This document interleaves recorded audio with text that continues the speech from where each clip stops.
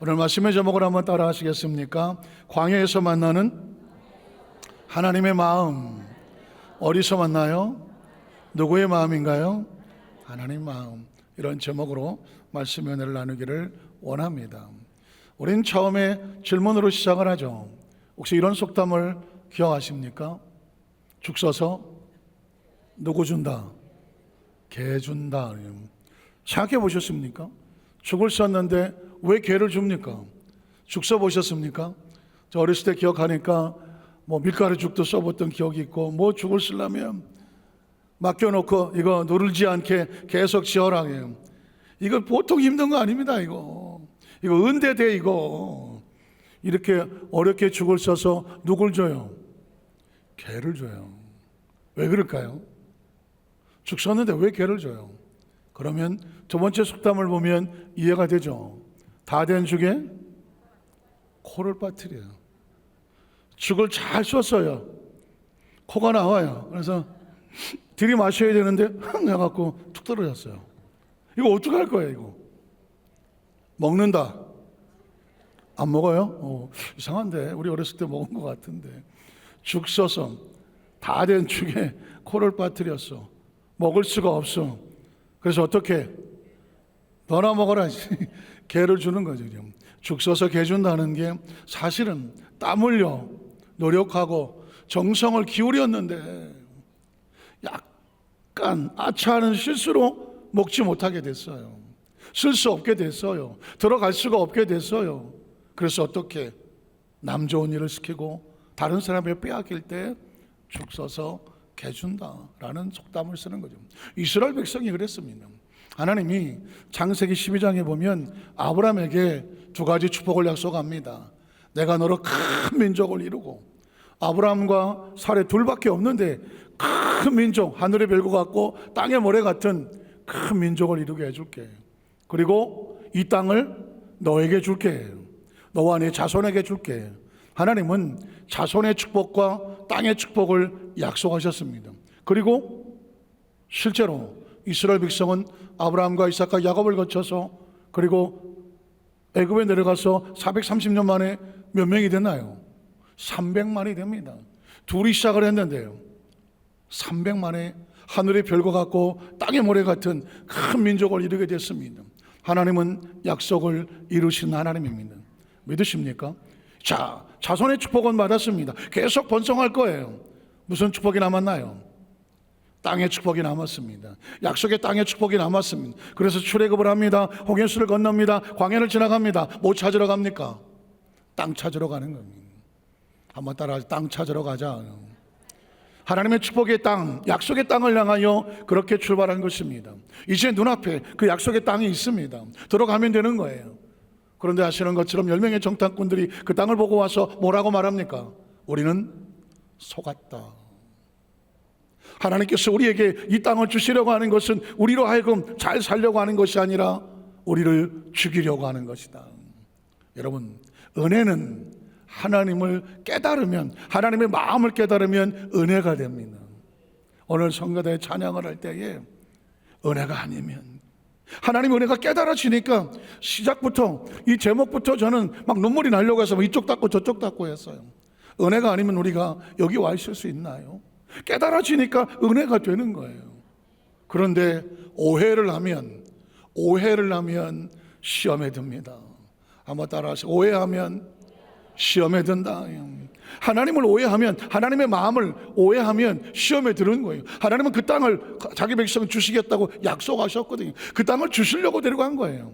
근데 말하기를 우리를 죽이려고 하는가 봐. 오해하니까 시험 들고, 시험 들으니까 어떻게 해요? 애굽으로 돌아가자고.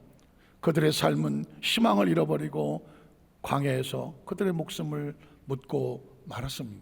여러분, 혹시라도 신앙생활하는 가운데 서운한 적 있나요? 섭섭한 적이 있나요? 뭐가 답답한 적이 있고, 뭐가 캄캄한 적이 있고, 뭔가 마음이 괴로운 적이 있나요? 오해해서 그렇습니다. 이 상황을 오해하는 거예요. 사람을 오해하면 하나님을 오해하기 때문에 이 상황 가운데 절망하시는 거예요. 하나님은 전혀 변함이 없으십니다. 오해하는 건 우리가 오해하는 거예요. 그래서 오해를 풀고 이해가 되면 은혜가 되는 것입니다. 오늘 신명기 8장 1절에 보면 하나님의 마음이 이랬습니다. 내가 오늘 명하는 모든 명령을 너희는 지켜 행하라. 하나님께서 우리에게 명령을 주십니다. 계명을 주셔요. 이유가 뭘까요? 오해하면 안 돼요. 이해하셔야 돼요. 무슨 뜻일까요? 그리하면 너희가 뭐 하게 된다? 살게 된다는 것입니다. 사실 어떻게 보면 성경은 하나님께서 우리에게 하나님의 마음을 전하려고 정말 온 전심을 쏟고 있는 거예요. 창세기부터 계시록까지 하나님의 마음이 막 쏟아져 내리는 거예요. 오늘 전 성경을 읽다가 깜짝 놀랐어요. 성경이 하나님의 마음이 가득하더라고. 강래에서 말씀을 증거할 때 무슨 말씀을 증거해야 되느냐, 네가 배우고 뭐 느끼고 거의 뭐 연구해서 무슨 원리를 법칙을, 그런 것도 좋겠지만 어느 날 제가 강단에 서는 이유, 하나님의 마음을 품고 우리 성도들에게 하나님의 마음을 전하려고 서 있는 거예요. 오늘 성경을 보십시오. 너희가 살게 하려고 하는 거예요. 너희가 살고, 그냥 살지 마. 잘 살고, 그 다음에 어떻게? 번성하고. 이 광야를 지나가면서 계명을 주는 이유와 목적이 아니야. 너희를 살리려고 하는 거야. 널 죽이려고 하는 게 아니야. 널 가난하게 하려고 하는 것이 아니라 너희가 번성하고, 그 다음에 야훼께서 너희 조상들에게 맹세하셨던 아브라함에게 땅과 자손을 약속하셨잖아요. 맹세하신 그 땅에 들어가서 그것을 뭐하게 하리라? 차지하려고 하는 것입니다. 10명의 정탐꾼처럼 우리를 죽이려고 하는가 봐. 오해하지 말라는 거예요. 하나님 말씀을 이해하게 되면 뭐가 돼요? 은혜가 임하게 되는 것입니다. 오늘 성경 본문에 있는 말씀을 근거로 해서 광야를 지나가게 될 때에 하나님께서 우리에게 어떤 마음으로 대하시는가? 우리는 첫 번째로 광야길을 걷게 하시는 하나님의 마음. 다른 길이 아니에요. 광야예요. 사막이에요. 이 광야, 외롭고 쓸쓸하고 서운하고 섭섭하고 두렵고 떨리는, 아무도 없어 보이는 막막한 이 광야, 이 광야를 하나님께서 왜 나로 걷게 하시는가? 그때 하나님은 저와 여러분에게서 어떤 마음이 있을까? 그 마음이 기록됩니다. 신명기 8장 2절을 보겠습니다. 네 하나님 야훼께서 이 40년 동안에 내게 광야길을 걷게 하신 것을 뭐 해라? 기억하라는 것입니다. 재수가 없고 운이 나빠서 내가 이런 광야를 지나가는 것이 아닙니다. 분명한 하나님의 섭리와 계획이 있는 거예요. 목적이 있는 거예요. 이유가 있는 거예요. 오해하지 마라. 내 이유가 있어. 이 하나님 마음을 이해해야 돼. 그것을 기억해내야 돼. 이런 너를 낮추시며, 때로 낮추시며 너를 시험하사. 이 시험이 뭐예요? 테스트하는 거예요. 어느 정도 익었는지, 어느 정도 성장했는지, 어느 정도 단단한지, 얼마나 많은 걸 놓으면 견뎌낼 수 있는지 테스트하는 거예요. 감당할 만한 능력이 있는지, 그릇이 컸는지를 테스트하는 거예요. 시험하사 내 마음이 어떠한지, 그런 광야를 지나가는데도 흔들리지 않는지, 어떤 서운한 소리를 들어도 서운하지 않은지, 어떤 섭섭한 소리를 들어도 섭섭하지 않은지, 하나님의 의도가 오해가 안 되는지, 이해가 돼서 믿고 따라줄 수 있는지, 그 마음을 알고 싶은, 그 명령을 지키는지 지키지 않는지 하나님이 알고 싶다는 것입니다. 명령을 언제 지킵니까? 하나님의 마음이 이해가 되면 순종이 돼요. 그런데 오해가 되면 지켜야 안 지켜요? 안 지켜. 하나님 마음이 오해가. 그래서 신앙생활에 가장 중요한 것은 하나님의 마음을 이해하는 거예요.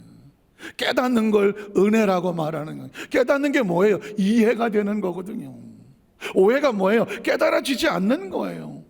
다른 생각을 하는 거예요. 그 생각을 알고 싶다는 것입니다. 한번 따라하시죠. 우리 마음을, 아니 내 마음을 알고 싶어 하시는 하나님. 우리가 모든 게 잘 되고 풍성하고 있을 때는 뭐 하나님 감사합니다, 뭐 할렐루야 늘 기뻐하는 것 같아요. 그런데 여러분, 정작 중요한 것은 정말 힘들고 어려운 인생의 광야를 지나갈 때, 그때도 네가 나를 끝까지 신뢰하고 믿고 따라와 줄 수 있니? 나는 네 마음을 알고 싶다는 것입니다. 여러분 보십시오. 여러분이 많은 친구들이 있을 거예요. 그 친구들 중에서 진짜 좋은 친구와 진짜 친한 친구와 아니면 나를 이용하려고 잠시 붙어 있는 그런 친구인지 어떻게 구분합니까? 내가 잘 나갈 때, 다른 사람들에게 막 인기가 있고 모든 게 풍족할 때, 그때 사람들은 구름대같이 모이죠. 혹시 아십니까? 정승집에 개가 죽으면 문전 성시를 이룬다고 말합니다. 왜 그럴까요? 정승 덕을 보려고, 정승의 눈에 들려고 하는 겁니다. 그러나 정작 정승이 죽으면 그 집에 개미 새끼도 한 마리 보이지 않는다. 왜 그럴까요? 얻어 먹을 게 없어요. 이에 타산 이득이 없어요. 아십니까? 지금 저와 여러분의 삶 현장 가운데 나에게 같이 옆에 있는 친구가 내가 잘 나갈 때 내 옆에 있는 친구인가, 아니면 가장 힘들고 어려울 때 아무도 내 옆에 있으려고 하지 않을 때 그때 옆에 끝까지 있어주는 친구인가? 그 친구가 진짜 친구인 거거든요. 잘 될 때 하나님 찬양합니다, 높입니다, 할렐루야, 감사합니다, 이게 신앙인가? 아니면 정말 부담스럽고 힘들고 그리고 정말 지치고 힘든 것 같은데 불구하고 그 상황 속에서도 하나님을 향한 마음이 변질되지 않는지, 이걸 알고 싶다는 것입니다. 그래서 테스트란 말을 썼습니다. 여러분, 테스트하면 아브라함의 시험을 빼놓을 수가 없습니다. 창세기 12장부터 22장에 보면 하나님이 아브라함을 3번 테스트를 하십니다. 하나님 첫 번째 테스트는 뭐냐면 창세기 12장이거든요. 1절에 보면 너는 본토 친척 아비 집을 뭐해라? 떠나라.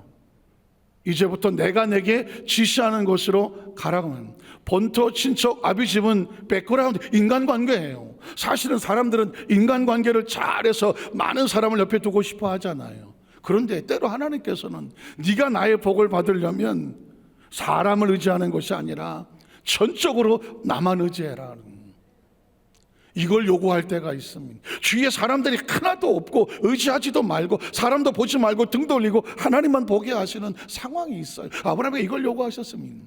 그런데 여러분 아시는 것처럼 아브라함이 하나님 말씀을 따라갔고, 누가 따라갔어요? 롯도 함께 갔더라. 누가 그런 조커를 하더라고요. 크리스찬이 로또를 해도 됩니까? 안 됩니까? 그랬더니 어떤 분이 하면 안 되지. 그랬더니 해도 돼. 아브라함도 로또 했더만. 아브라함이 로또 함께 하지. 그 로또는 그 로또가 아니고 아브라함의 조카가 로또가 아니라 롯이에요. 나도 헷갈릴 뻔했네요. 롯이에요. 왜 롯을 데려갔을까요? 아브라함의 형의 아들이에요. 아브라함의 아버지도 데라도 세상을 떠났고 형도 떠났습니다. 조카 롯이 하나 있습니다. 아브라함 나이가 75세예요.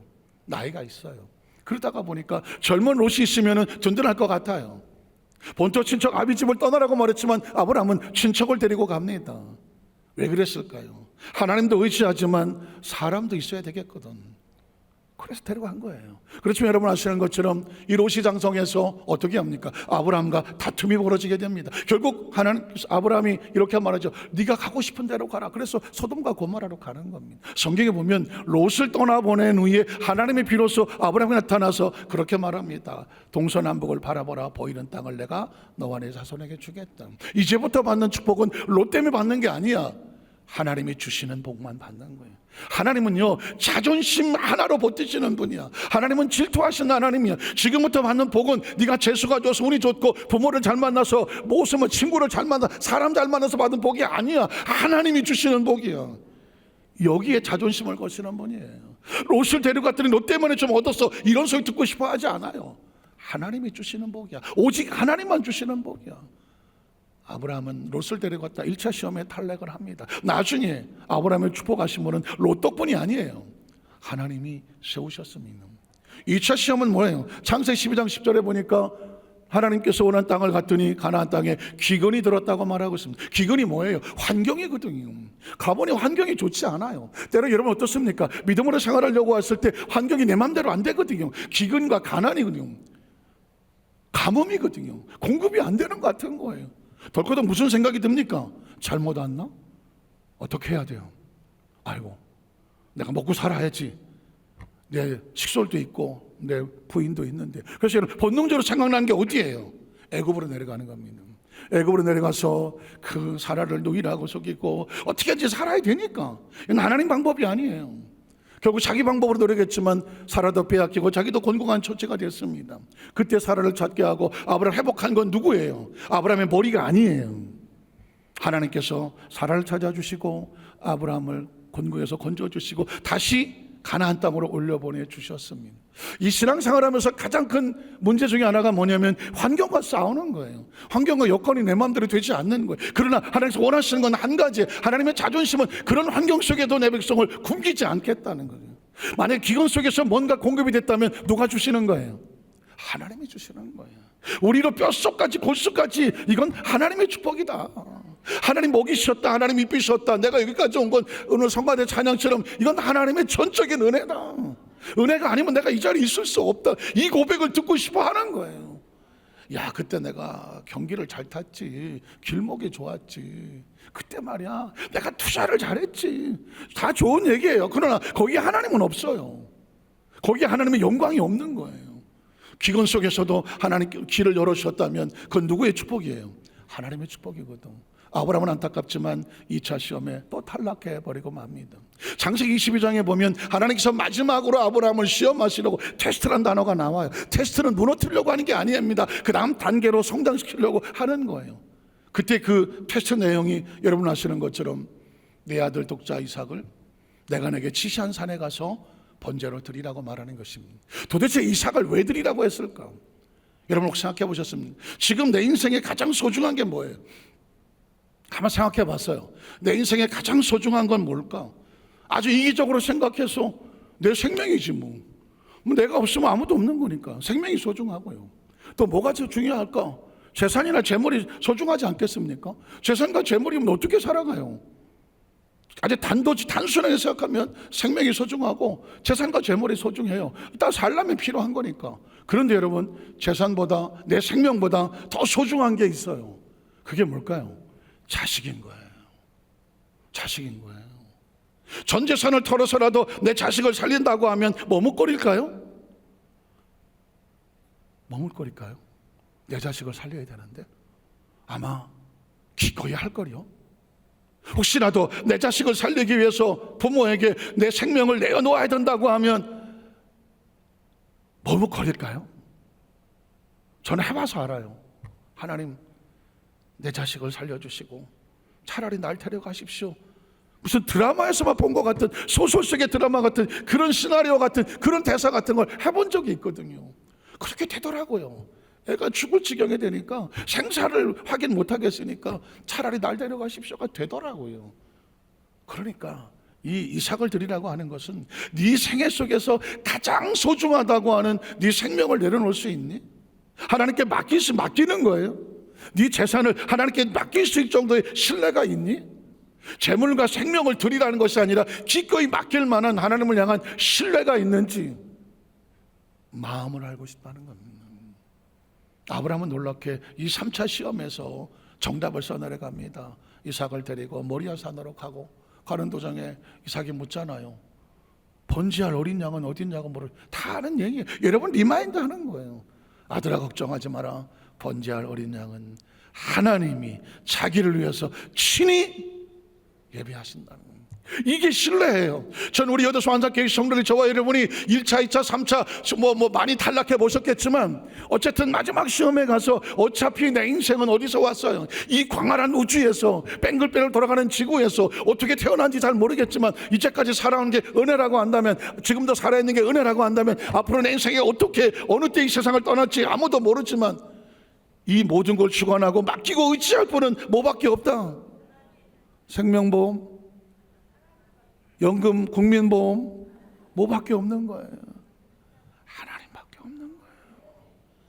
이건 무슨 뜬구름 잡는 소리가 아니라 이건 가장 확실한, 우리가 붙잡을 수 있는 가장 확실한 존재는 하나님밖에 없는 거예요.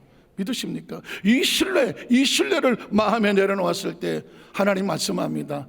네가 이제야 나를 경외하는구나. 한번 따라하세요. 네가 이제야 나를 경외하는 줄을 알았다. 하나님은 다른 거 알고 싶어 하지 않아요. 그 처절하고 절박한 순간에서도 끝까지 하나님을 신뢰할 수 있는 마음을 달라는 것입니다. 그 마음을 주면 내가 너에게 뭐라도 줄게. 여러분 생각해 보십시오. 여러분이 대기업의 회장이에요. 은퇴할 때가 됐어요. 이제 후계자에게 넘겨줘야 돼요. 누구한테 넘겨줘요? 누구한테 넘겨줘요? 믿을 만한 사람한테 넘겨줄 거 아니에요. 여러분이 자, 이 사람이면 되겠다라고 그 마음이 검증되고 확인되는 사람에게 넘겨줄 거 아니에요. 생각을 안 해봐갖고 전혀 감이 없으신 거예요.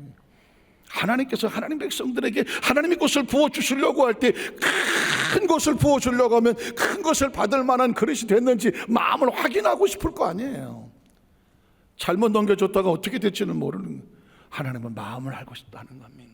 가장 힘들고 곤고한 광야를 지나갈 때 그럼에도 불구하고 네가 절대로 오해하지 아니하고 끝까지 신뢰하고 따라와 줄 수 있는지 마음을 알고 싶은 거예요. 두 번째, 광야를 지나가면서 사람은 도대체 무엇으로 사는가? 사람이 무엇으로 사는지를 알려주신 하나님의 마음이 있어요. 자, 3절을 보겠습니다. 3절에 보면 너를 낮추시며 너를 줄이게 하시며 또 너도 알지 못하며 네 조상도 알지 못하던 만나를 내게 먹이신 건 뭐가 있어요? 이유가 있는 거예요. 하나님의 마음의 의도가 있는 거예요. 의도가 뭐예요? 사람은 절대로 떡으로만 사는 게 아니다. 무엇으로 살아요? 하나님 입에서 나오는 모든 말씀으로 사는 줄을 네가 알아야 돼. 축복을 받기 전에 그 축복을 주시는 하나님의 말씀으로 사는 거예요. 재수가 좋고 운이 좋아서 가나안 땅에 들어와 있는 게 아니라는 걸 네가 알아야 그 가나안 땅이 너에게 축복이라는 것입니다. 우린 여기서 중요한 두 가지를 아예 알고 있지만 다시 리마인드를 해야 됩니다. 사람은 3차원의 육신을 가지고 살아가지만 4차원 영혼이 있는 3차원에 속하며 4차원적인 존재예요. 동의하십니까? 창세기 2장 7절에 보니까 하나님이 흙으로 사람을 지으셨습니다. 육체를 지으셨습니다. 그런데 그걸로 끝나지 않잖아요. 그 코에 생기는 어디서 오는 거예요? 하나님으로부터 오는 거잖아요. 그게 르하우, 히브리어로 말하면 하나님의 숨, 영, 생명이라는 거예요. 그럼 헬라로 말하면 피누마, 잘 많이 듣던 이름이에요. 피누마라는 영이거든요. 그래서 비로소 그 영을 받으니까 리빙 스피릿, 생명이 되었다고 말하는 것입니다. 예수를 믿으면 영접한 자 곧 그를 믿는 자 하나님의 자녀가 되는 권세를 주시는데 육으로만 살지 아니하고 우리 새 영혼이 살아나요. 영이 살아나서 하나님의 자녀된 권세를 갖게 돼요. 그래서 어떻게 해요? 예수를 믿지 않고 영혼이 죽은 자들은 죽은 자들이라고 말하잖아요. 죽은 자들은 죽은 자들이 장사하라고 말합니다. 살아있는 자는 살아있는 자를 따르라고 말하지 않습니다. 오늘 저와 여러분 하나님의 자녀된 것을 믿으시면 아멘 하시기를 바랍니다. 그래서 우리에게는 두 가지 양식이 필요해요. 육신의 좋은 것을 먹으려고 애를 쓰죠. 옛날 이야기지만 여러분 이제 식상한 이렇게 들어도 식상한 이야기야. 한국에 있는 사람들이 대한민국 남자가 태국의 시장을 쓸고 나오면 뭐가 한 마리도 안 남는다. 코브라가 한 마리도 안 남는다. 들어보셨습니까? 하여튼 어떻게든 뭐에 좋다고 해서인지 모르지만 태국 시장을 지나고 하면 코브라가 한 마리도 안 잡는다. 왜? 몸에 좋다니까. 어제 제가 오늘 목사님들과 모임이 있었습니다. 추석이 앞뒀다고 어떤 목사님이 요만한 박스된 선물을 하나씩 갖고 오셨는데 흑마늘 엑기스. 이거 흑마늘 엑기스입니다. 그러면서 목사님 하나씩 드십시오. 그래 줬어요. 그러니까 이게 뭐에 좋고 하는 거예요. 근데 이게 엑기스가 아니라 젤리여서 흘리지 말라고 젤리로. 그걸 하나를 까서 이제 입에 물고 있는데 어떤 목사님은 그 한 몇 개 더 줘보시오 그러더라고. 그러니까는 한 5개를 줬어요. 나 한 개 먹는 동안에 이분은 5개를 다 빨아먹었어. 그래서 그렇게 드셔도 되냐 그러니까 몸에 좋잖아. 그러니까 더 드시겠어요? 그랬더니 괜찮을라나? 그랬더니 한 2개 더 드시고 나 한 개 먹는 동안에 한 7개를 먹더라고. 속으로 나만 한 개 먹나? 그 순간에 딱 느끼면서 보십시오. 사람 육신은요 몸에 좋다고 하면은 하여튼 간에 몸에 좋은 건 다 먹으려고 해요. 건강이 중요하니까. 여러분의 영혼, 저와 여러분의 영혼을 위해서는 어디까지 먹어봤습니까? 영혼을 위해서는 어디까지 그 영혼을 굶기지 않기 위해서 여러분의 영의 그 양식을 찾아보셨습니까? 우리가 다음 주 화요일부터 금요일까지 성령대망의 기도회를 합니다. 기도하는 목적이 뭘까요? 기도는 영혼의 호흡입니다. 한번 따라서 기도는 영혼의 호흡이라고 말하는 거죠. 기도는 하나님과 숨을 쉬는 거예요. 기도하지 않으면 숨을 쉬지 않는 거예요. 여러분 목을 잡아 보십시오. 숨이 쉬집니까? 컥컥거립니다. 숨을 쉬지 않으면 육은 죽어요. 왜 숨을 쉽니까? 이 무더운데 한 2달 쉬었다가 쉬지. 숨을 쉬어야 살아요. 살려고 숨 쉬는 겁니다. 우리가 왜 기도합니까? 기도는 영혼의 호흡이에요. 기도하지 않으면 영혼이 숨을 쉬지 못해요. 그런 거 느껴보셨습니까? 숨을 쉬지 못하면 헐떡거려 죽어가는 것처럼 영혼이 기도하지 않으면, 영혼이 숨을 쉬지 않으면 완전 기진맥진해서 땅바닥을 치는 거예요. 영혼이 그 몸부림을 느껴보셨습니까? 기도하지 않고 하나님과 호흡을 하지 못해서 영혼이 아주 지쳐 쓰러져서 기진맥진해 있는 영혼의 처참함을 느껴보셨느냐고요. 이걸 느껴본 사람이 기도하려고 하는 거예요. 말씀은 영혼의 양식이라고 말하는 거예요. 사람은 입으로 살지 않아요. 떡으로만 살지 않아. 하나님께서 난 말씀으로 산다고 말했습니다. 왜 말씀이 필요합니까? 말씀이 들어야 내 영혼이 숨을 쉬기 때문입니다. 우리가 기도하기 시작할 때 영혼이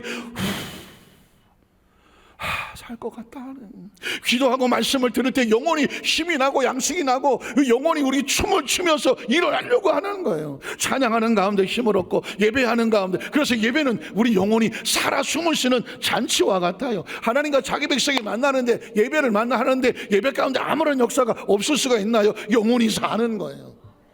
여러분이 몇 번만 예배 빠져보십시오. 겉으로는 멀쩡합니다.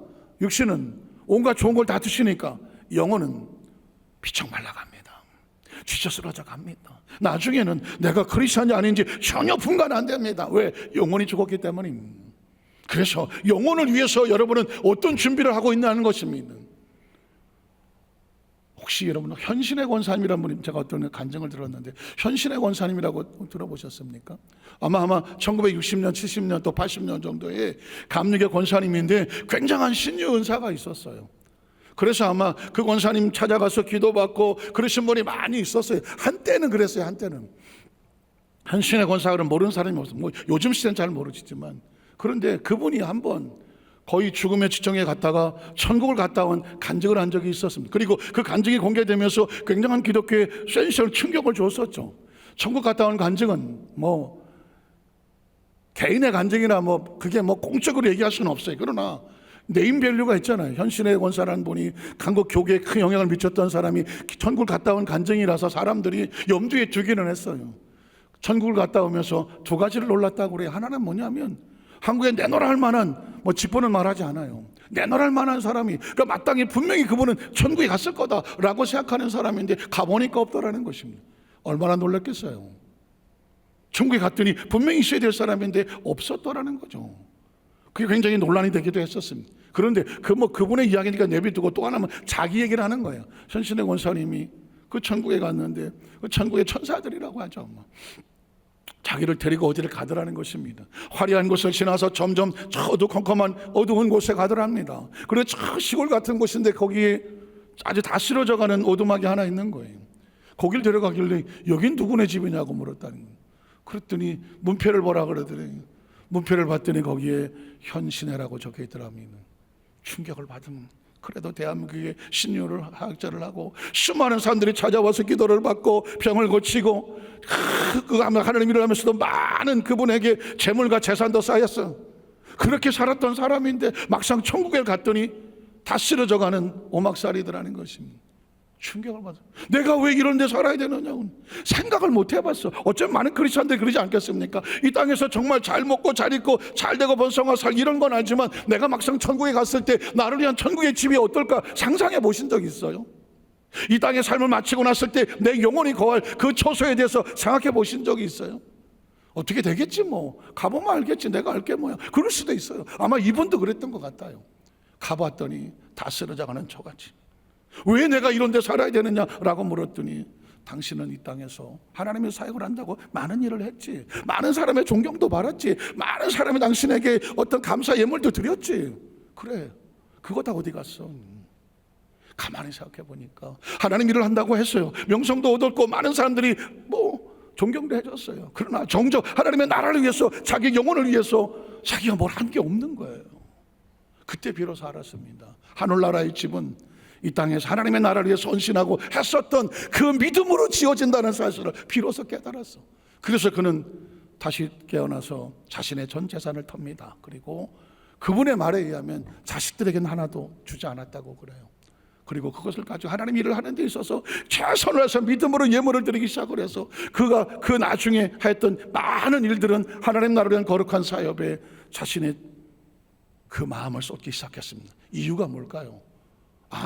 이제 영적인 것에 비로소 눈을 뜬 겁니다. 사람은 떡으로만 살지 않아요. 육신을 가지고 천년 만년 살아봤자 땅에서 다 흩어질 거예요. 필요 없다는 게 아니에요. 이 땅의 삶이 소중한 것만큼 하늘에 대한 이 영적인 세계에 대해서 여러분 관심을 가져보았고 준비해봤느냐고 묻는 겁니다. 우리가 얼마나 있다면 이 세상을 떠날까요? 얼마나 여기서 누릴 수 있을까요? 그러나 그 후에 천국의 하나님의 나라에 갔을 때 내 보물이 있는 곳에 내 마음이 있고, 기억하셨습니까? 내 보물을 땅에 쌓아두지 말아라. 좀과 동록이 있는 것이다. 내 보물을 하늘에 쌓아두어라. 거기는 아무도 훔쳐가지 않는다. 왜 이런 말이 기록되어 있을까요? 이 땅에서도 최선을 다하지만 사람은 떡으로만 살지 않아. 하나님께서 나오는 말씀으로 살아가 하나님의 나라를 위해서 고할 이 영적인 세계에 대해서도 준비하며 살 줄 아는 지혜를 갖는 걸 뭐라고 말해요? 그걸 하나님을 경외한다고 말하는 것입니다. 오늘 성경에서 말하면 사람은 떡으로만 사는 게 아니야. 하나님에서 나오는 말씀으로 살아가는 거예요. 하나님의 나라를 위해서 지어져가는 그 삶이 네 미래를 만들어가는 거예요. 이걸 하나님께서 말씀하는 겁니다. 마지막 세 번째로 광야에서 훈련과 교육시키시는 하나님의 마음입니다. 광야는 죽으라고 하는 것이 아닙니다. 너 지금 고생 좀 해봐 하는 것이 아닙니다. 광야는 훈련과 교육을 시켜서 더 성장하고 성숙하고 큰 일꾼을 만들려고 하는 교육기관인 거예요. 그래서 광야를 학교라고 말해요. 트레이닝 스쿨인, 훈련받는 곳이죠.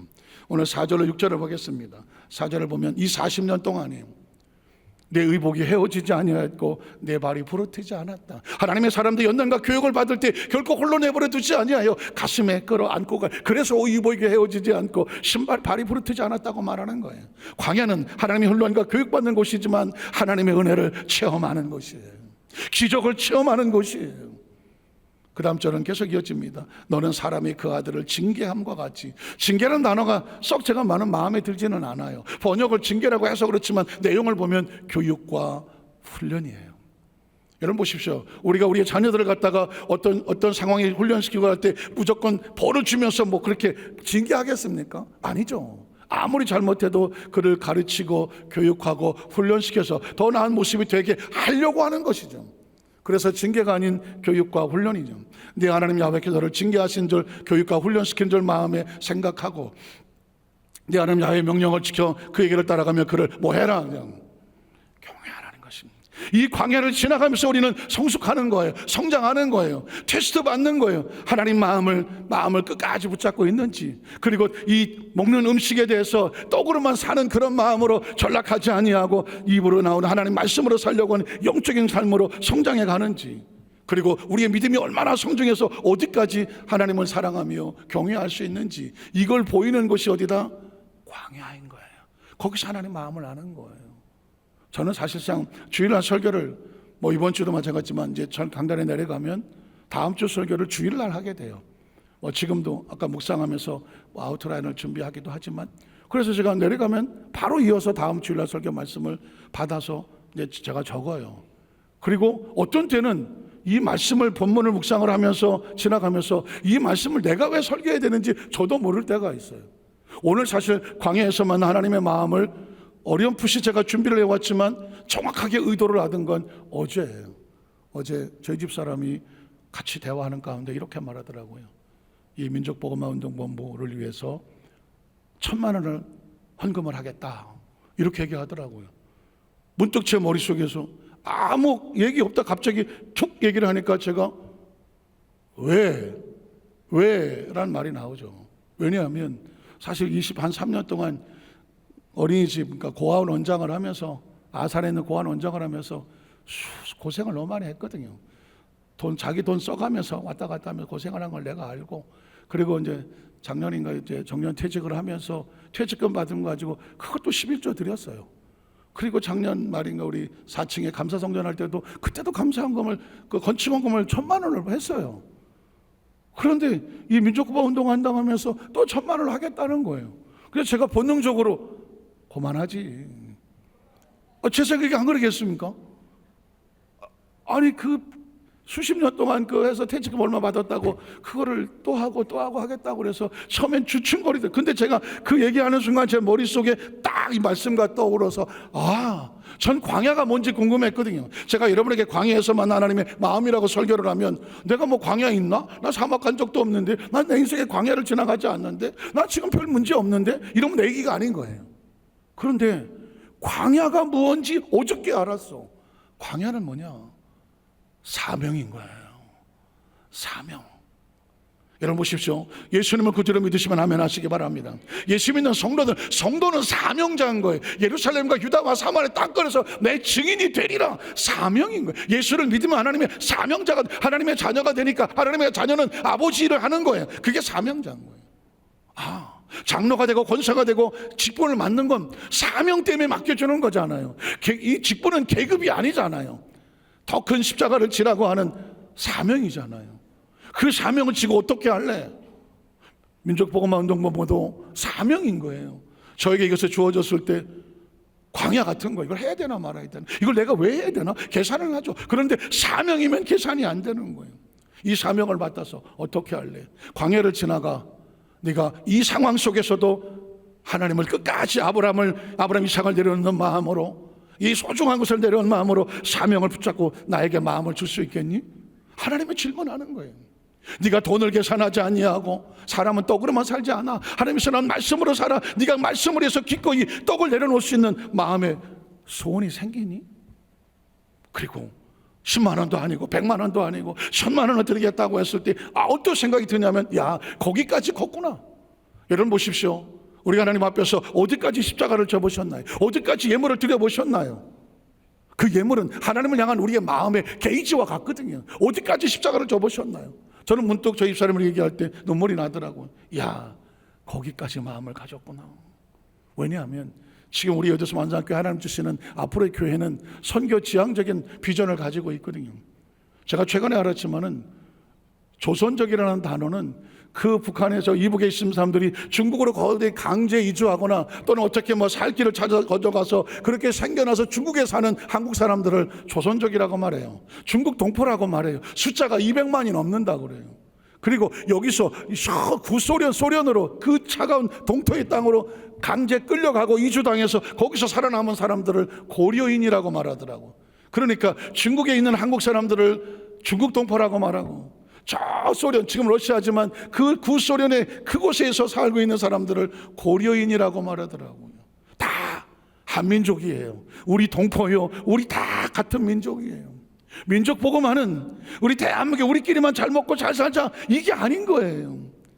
하나님께서 이 민족을, 중국에 있는 우리 중국 동포든 아니면 저 소련에서 피투성이로 삶을 사고 남은 저 고려인이든 우리 민족을 복음으로 하나 되게 하는 게 이게 민족 복음화더라고요. 그러니까 민족 복음화는 세계 선교와 자동으로 연결이 돼요. 그래서 하나님께서 1년에 3번 정도 봄에는 저 중국 동포를 위해서 그 지하에서 피투성이로 지금 신앙생활을 하고 있거든요. 그리고 여름에는 우리 중고등부 청년부 학생들이 캄보디아 선교를 가잖아요. 올해도 갔다 왔고, 그리고 이제 올해 11월 달에는 이 고려인들을 위해서 사역하고 있는 140명의 선교사들을 그리스 아테네에서 초청을 해요. 그리고 그 피투성의 삶을 사람들을 데려다가 비행기 값이라든가 호텔비라든가, 그리고 일주일 동안 선교제를 하면서 그들을 영적으로 훈련시키고 교육하고 위로하고 힘을 줘서 또다시 사역을 하게 하는 거예요. 이게 바로 CSI라고 하는 고려인들을 위한 사역이었더라고요. 민족복음, 우리끼리 대한민국 교회끼리 이게 아니었구나. 그런데 이 사명을 치고 나가는데 네가 감당할 수 있겠니? 아브라함과 이삭을 내는 것처럼 내놓을 수 있겠니? 그리고 네가 떡으로만 먹고 사는데 집중하는 것이 아니라 사람이 하나님의 말씀으로 사는 영적인 사역에 네가 네 자신을, 마음을 내어놓을 수 있겠니? 라고 도전하는 거예요. 그리고 네가 어디까지 십자가를 같이 지고 나가볼 수 있겠니? 그런데 저희 집사람이 1000만을 하겠다는 거예요. 그러는 제가 눈물이 나면서 말씀에 깨달아지죠. 사명이 광야를 지나가는 거구나. 그 광야에서 하나님은 우리가 어떤 마음을 가지고 함께 하기를 원하시는지 마음을 알고 싶어 하는 거구나. 말씀을 정리하기 원합니다. 사랑하는 성도 여러분, 우리 시대는 50년 안짝이면, 여기 있는 사람들은 다 중고등부 학생들도 있네. 100년 안짝이면 이 세상에 더 이상 있을 사람들은 없어요. 우리에게 주어진 시간은 광야예요. 이 광야를 지나가면서 과연 그때 네가 나를 위해서 어디까지 이삭을 내려봤는지 마음을 알고 싶다고 말할 거예요. 너는 도대체 떡을 위해서 살았니? 하나님에서 나오는 말씀으로 살았니? 땅에 있는 집을 위해서 살았니? 하늘에 있는 영원한 집을 네가 알고 준비하며 살았는지 우리에게 묻고 싶은 거예요. 그리고 너의 믿음은 이 땅에서 어디까지 성숙해봤니? 어디까지 십자가 져봤니? 라고 우리에게 묻고 있는 거예요. 그리고 그 상급은 하나님의 나라 속에서 우리에게 주어질 줄로 믿습니다.